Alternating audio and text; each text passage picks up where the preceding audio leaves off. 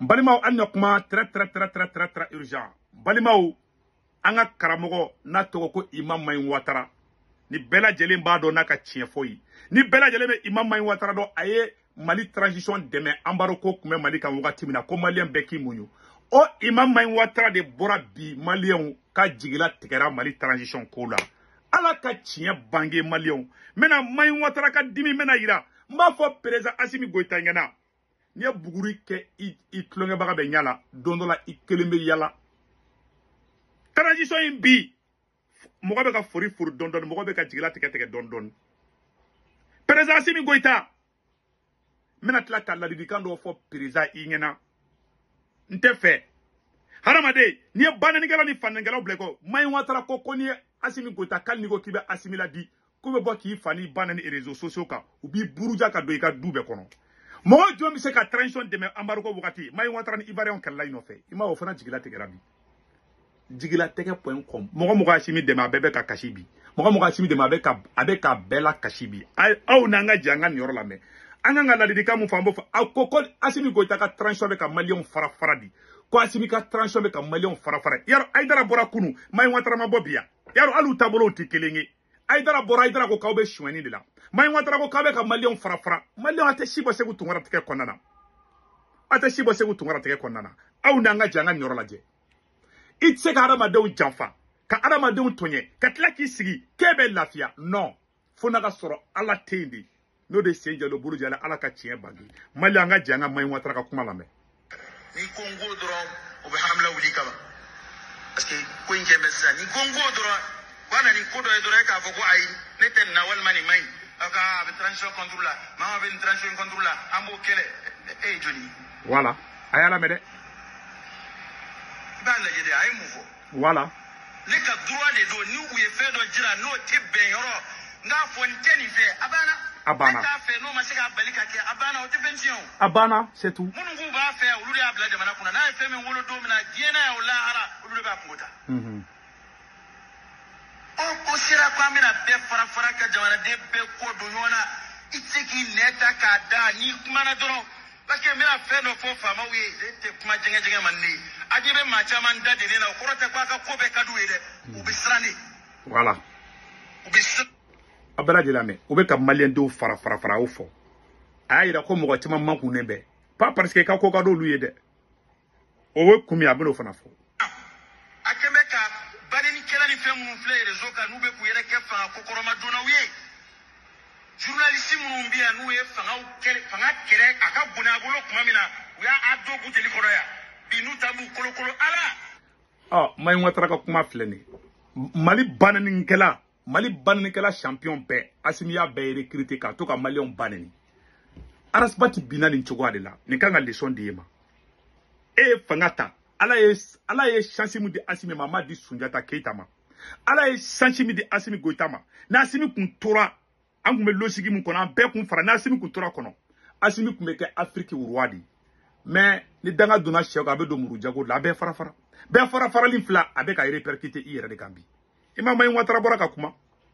Mayin Ouattara a bolo ko n'a ye médaille di Mayin Ouattara ma ko bɛ tugu a kɔ ko saga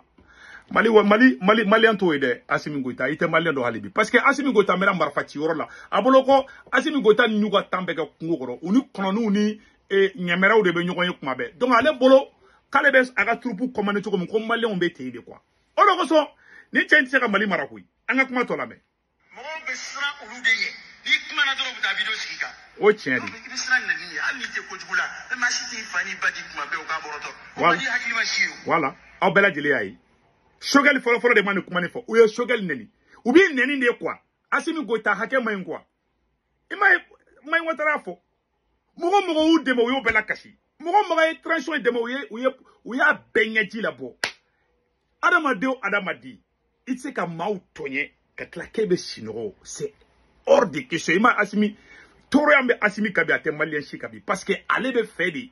bɛɛ ka tugu ale kɔ mais bɛɛ bannen b'o ma a tɛ ka lafiya a bɛ mɔgɔ minɛ u la a bɛ ka mɔgɔ fɛngɛw kɛ a diminen don a tɛ lafiya il est président ɲɛ tɛ fo ka Bamakɔ bɛɛ Assimi Goïta Bamakɔ bɔra fo ka karo ka Bamakɔ karo ka kɛ Assimi Goïta Bamakɔ n'a y'i tracer bilayi Bamakɔ qualité bɛ Assimi Goïta da la n'a Bamakɔ jɔsiri fari la n'a m'i fari tigɛ i ka si bɔn tigɛ kɔnɔ C'est-à-dire que jigila tege bomoshi de flasi mi goita a moustachi mon frère. Quand tu as moustachi ka magaila na magaila dro ibe tétanos pigirike. Ça dit à dénaturer là de quoi kake moko fasugu do aliya ye il n'est plus attirant. Fonu ka asimiya ka aka tinna chekanya kokadi aniye chaibe soy. Mais bi asimi goita hali soso taki a jelima ka go ko wurmusoni bobi moko shita fe bi betkera la bi. Parce que ay janfa dike. Netaro fefe kendo asorasi fefe be na obebe ke tantoni asorasi fefe fangata bela bantugo jugwara ne kentaro fefe du ede kunga ke sorasi muma toere kudeta teke mali re konobli mais il nana dron yeni keli bon ne bora e mali te sorasi kaski mali kunabli parce que au moins Alpha Omar konare mandat flaqué le Mali était stable Modibo Keita muko munu ye Mali bla stabilité kono ka fanga bla ka sura stabilité do abe civil a surasi fefe Mali ta beba bla wakati mo ka sura boulé ne do aya surasi kelen fo ka e mandat do nga bala kala ba ko mugu chi mabwala aya surasi kelen dron to fo ate Musa be bi wakati mi rebellion kumbe ta korta marché ku bekera Musa be bi wakati mi atete be bi wakati mi o ka sura be ka nord perdi aya surasi kelen fo ko mun bitola ko kera here Malima ashi politicien main ou jogo main de ma ofona main aw shi de main aw main politicien main ambe mo wéré de ngini mo mi te politicien ye sorasi te ambo de ka Mali président cette fois-ci ou ben ni sorasi ni mando sur la peut-être abseka que il y a des bons patriotes parmi les militaires ou tieni sorasi bete mo jugui comme politicien bete mo jugui sur politicien ni ma ofona be munu même Mali fo o tieni ma kana ni skisa ni asimiga defo fa avec politicien on est ka barala magoro nya warda ma ya fa aka o blogu te marché blingu e mai watara bora kan fo anga kuma to lame ta korote ko avec ko ke ko o be bene do mo ma ka be ka di mo bu gade parce que tant que ni tieni ma sero dola hakilima fana te do ko bi boka giro voilà ko don ta ma sheo voilà ay munu ta tiena ka koro wo asira hate do de la toro se toro mo boru kama voilà toro se toro a tienu wuru donc ko kadi kuma mina mamunu mina kolo ila kana miri ko lu yi ay fama meya fama la ko mo banana fanga plein jon be bala ma chite banga gere fama la fanga atan fala kuma mina ay agli de ma chite banga gere fanga la fanga ba atan fala kuma mina no e kabini na fa yini na ula kabini place yini na ula kabini atwa idi intérêt yini na ula olu ni fanga ko ni nyana doro olu mo tu ko kuma korolo mo tu ko foila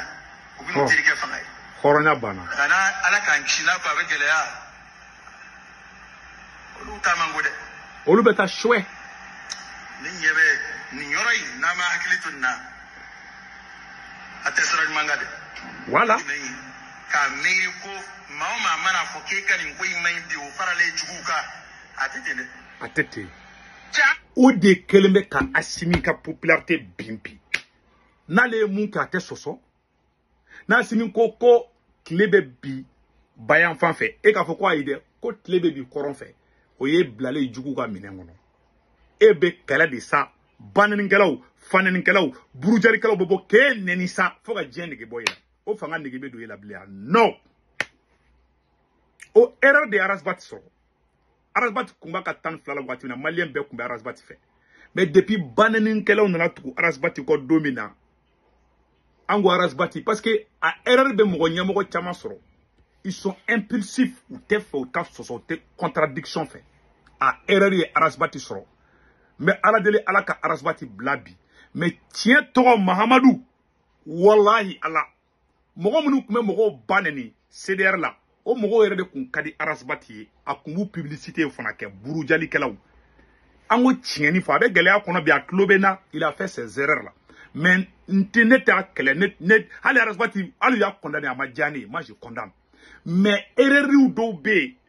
avec foi ikara bien ñogo wéré ko bon asimi fleka Arasbati ka erreur ñogo na soudeke mo xamum digele be banenu ni fanenu na ibolo kolu de be efer olu bi goya mo yedi ima taxi ko inflay malien be ka ta orange boycotté bobu mabel boraka muso neni ka do fuka tafe kono tayru ba borako yo sunguru badi Malien be murutira Orange Money la. Malien be Assimi négate malien majorité cité Assimi febi. Parce que Assimi demebaka courant do be. Transition damine make mo ko ngina de. Ni fenyu man to mbaka ko kalete nya ko kuma burna mun ko ba yere faka. Transition ni awndi. Awante transition contrôle. Awante surasi contrôle. Ambe ka Assimi de jugu fo. Ne somo be surasi ala ka cha mo ko tan. Ne somo be policier surasi gendarme ni afra ngo ka beta ma bidurula. Je viens d'une famille de porteurs d'uniforme. Yes. Ne tsega surasi kele. Ne dogomuso cousine. A che sara kele ge orola. Jigila tege bulu bila crise ya faka tete me kalo kelinga. O ne re wululu cousine ni. Ne ba geleya don. A geleya kara ne ka famille, moi j'ai perdu des membres de ma famille. Ne ya a danga dendo sigile vidéo là. Quand des enfants qui ne connaissent même pas leur papa. Ça n'est pas démoralisé nous y des colons des nous des écoles de transition de là. Quand le sera si moro depuis pas do depuis ou be coucher do depuis beaucoup ba kola ambeka sera sous dema o des colons de bobi ko le sera sous ka moro ay tanani DJ dako ka photo korola je ne ka maître de karaté que sera si. Moi, j'ai grandi dans les camps militaires. Et bien, quand il y a Sogali Mogo, quand il y a Sorasi Mogo, je me suis dit que Sorasi Mogo est Sogali. D'un colon, d'un fantan. Et bien, nous avons Mogo la dengue na matin. Avec la tché. Tangina d'un. On devait transition en Kobi. Our transition in Sanga de Binefle. Transition négative malien Chilabi. Soulèvement populaire fitiri ba wulu doro Sorasi démission do beta Assimi Kalonga boy. Quand malien ko taxi ko bo. Ne Sorasi fait Assimi genga bo fangala bika foka taxi ko kaya tui. Malien bo ke sunjata yi a beninga jerante ke ni mogo Assimi gembi ko malien ko kana ko mogo te tegebli ou be bisa basa ba ou be keme te tegebli billahi taala malien be ngina Assimi ko mali wari hal ni Assimi to ko fo kare ko wulu be wonchi da. C'est la vérité. Donc voilà anga may watara ka kuma to la me niya kerengere yini fe ko ame mi ni wele jamana jodi ne ma yini kan na ngaso ne ma yini ka taifi. Merci. Merci, Imam. Abana. Abana.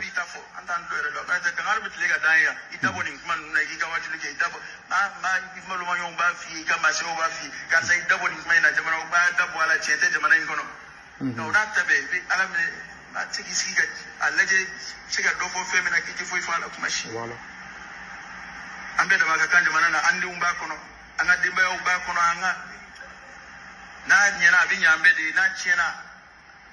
abi chambe de voilà nga alaje kodo abaga chendo ambe ko famo ko ku kele ambe ni so jarani oye o jarai nga aya hakili to ayere la ayere apana hakili to ayere la o ko juguya c'est pas parce que kona dajuru be angulo bi na uye minge o kaide voilà. Merci. Voilà. Fangate jote. Fanga ko tlenea, fanga jola e tlenea.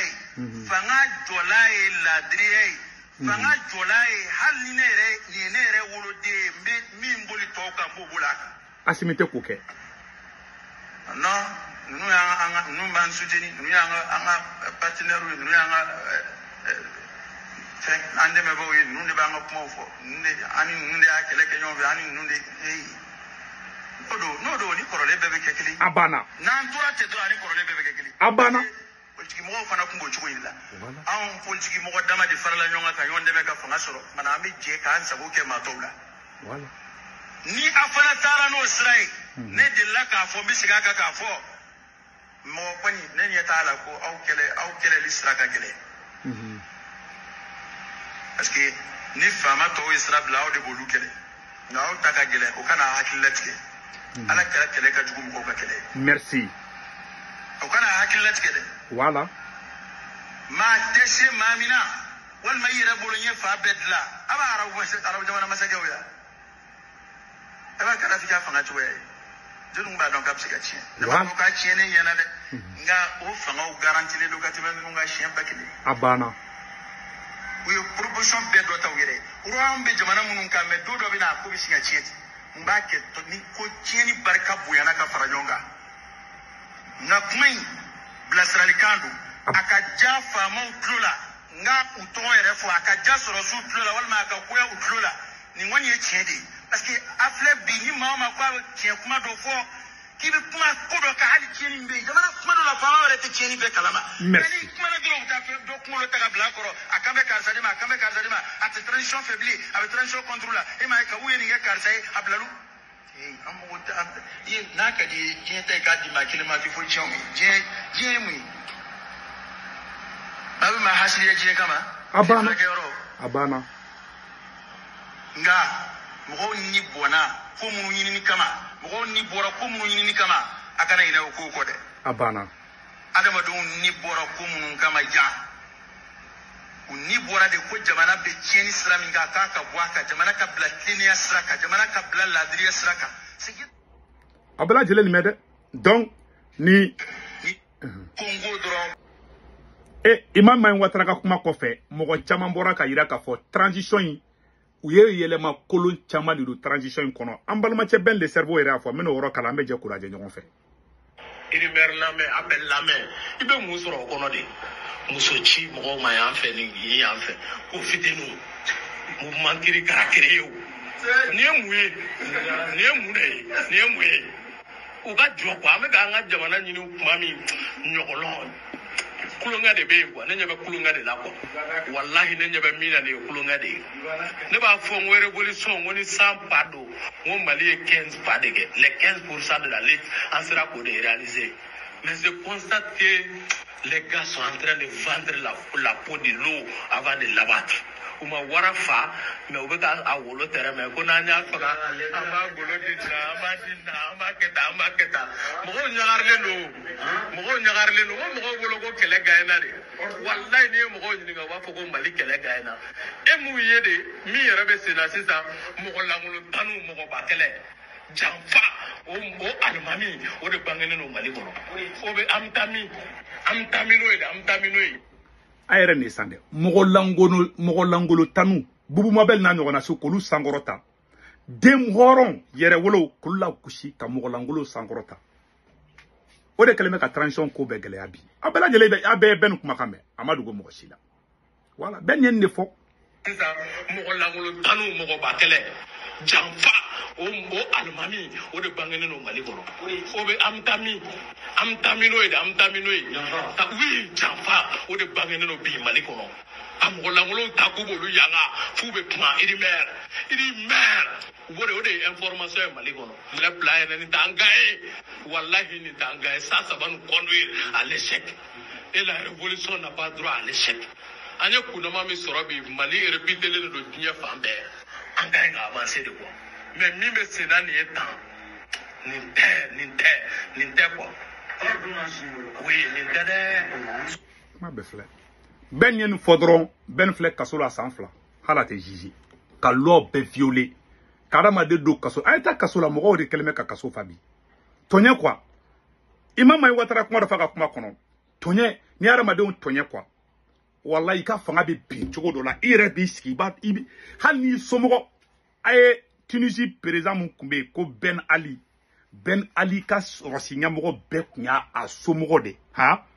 police nyamogo sorasu ga nyamogo gendarmerie nyamogo abe nye Tunisie président ere somogo akoromuso deun a ere deun akorokew deun awol de ke officier yo ko lu blaka soka jamana be ka ere tai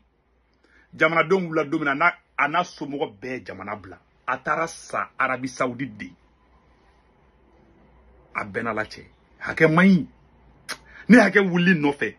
jamana jume président jume ye fanga ki maîtriser ka teme Ben Ali ka ayeta Ben Ali ayeta do Google kono ba kata YouTube la kata Ben Ali ka histoire la je